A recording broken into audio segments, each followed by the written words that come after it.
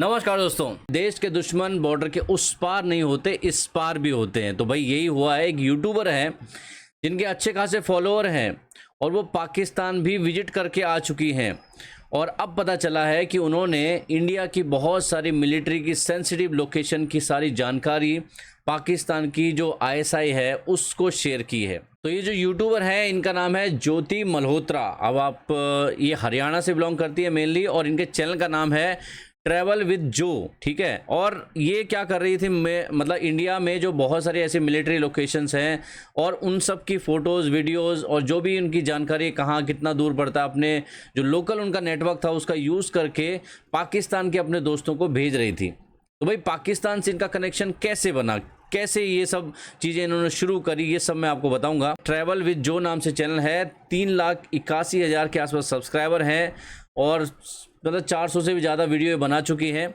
और इनका मेनली जो कंटेंट है वो है ट्रैवल ब्लॉगिंग, मतलब अलग अलग लोकेशन पे जाना। और मोस्टली ये बाहर की कंट्रीज़ में जाती हैं, जैसे कि इंडोनेशिया भी गई हैं, चाइना भी गई हैं, पाकिस्तान भी गई हैं। अब पाकिस्तान की अगर बात करें तो देखिए पाकिस्तान में उन्होंने कितने सारे वीडियो बनाए हैं। लाहौर गई हैं और भी बहुत सारे लोकेशन पर गई हैं। एक टेंपल है वहाँ पर, वहाँ गई हैं। और जो लोकल बस है उसमें भी इन्होंने सफ़र किया है।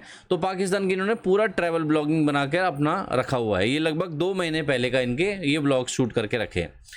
अब इसमें सबसे बड़ी बात यह है कि ये कैसे इसमें चीज़ों में एंगेज आए, क्योंकि नॉर्मली कोई ट्रैवल ब्लॉगर होता है, वो कहीं घूमने जाता है तो लोग इतना ध्यान नहीं देते, क्योंकि वो कहीं ना कहीं कल्चर को प्रमोट कर रहा है, वो ट्रैवल कर रहा है, लोगों को घर बैठे बैठे उस लोकेशन में घूमने का मौका ये लोग दे रहे हैं। मतलब इनकी नज़रों से हम देखते हैं घर में बैठे बैठे। लेकिन इन पर शक कैसे गया? दरअसल जो हिसार पुलिस है, हरियाणा में जो हिसार पुलिस है, उन्होंने 6 लोगों को गिरफ्तार किया और ये सैटरडे को गिरफ्तारी हुई है, जिसमें 6 लोगों में ये ज्योति मल्होत्रा भी हैं, जिनको ज्योति रानी भी कहा जाता है।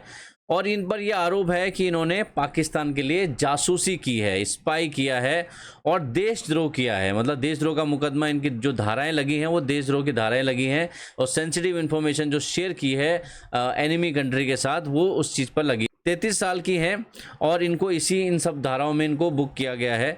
अब यहाँ पर इनकी और भी इंट्रोडक्शन है कि भाई ये इनका जो चैनल है ट्रैवल विद जो, इसके अलावा इनका इंस्टाग्राम हैंडल भी है। 1.37 लाख फॉलोअर हैं उसमें और ट्रैवल विद जो 1 नाम से इनका ये इंस्टाग्राम हैंडल है। पाकिस्तान 2 बार गई हैं, है ना, 2 बार गई हैं। और इनकी जो इसी दौरान इनकी सारी चीज़ें, ये सब इन्वॉल्वमेंट सामने आई, यानी उसी दौरान इन्होंने मिलना जुलना चालू किया। अब हुआ दरअसल ये है कि 2 महीने पहले इनके सारे ट्रैवल ब्लॉग आपने अगर इनके चैनल पर जाएंगे तो 2 महीने पहले ही अपलोड हुए हैं। इन्होंने अपने इंस्टाग्राम पर भी जो फोटो वगैरह डाली हैं उसमें एक हैशटैग लगाया है इश्क लाहौर। तो लाहौर से इश्क हो गया इनको। अब इश्क वाला क्या मैटर है वो भी आपको धीरे धीरे बताऊंगा। दरअसल ये हुआ है कि 2023 में सबसे पहले ज्योति मल्होत्रा पाकिस्तान गई थी। ट्रैवल ब्लॉगर हैं, उन्होंने सोचा होगा चलो कि भाई पाकिस्तान घूम कर आते हैं, पाकिस्तान के भी ब्लॉग अगर डालेंगे इंडिया में लोग देखेंगे ज़रूर। तो अब इन्होंने जब वीज़ा वगैरह के लिए अप्लाई किया तो जो पाकिस्तान हाई कमीशन है दिल्ली में, वहाँ एक ऑफिसर था पाकिस्तान की तरफ से जिसका नाम था एहसान उर रहमान और उसको एक निकनेम भी था दानिश। दानिश के संपर्क में आई, इसने सारा वीज़ा इसका बनाया। 2023 की बात है और उस समय ईजीली ये पाकिस्तान चली गई।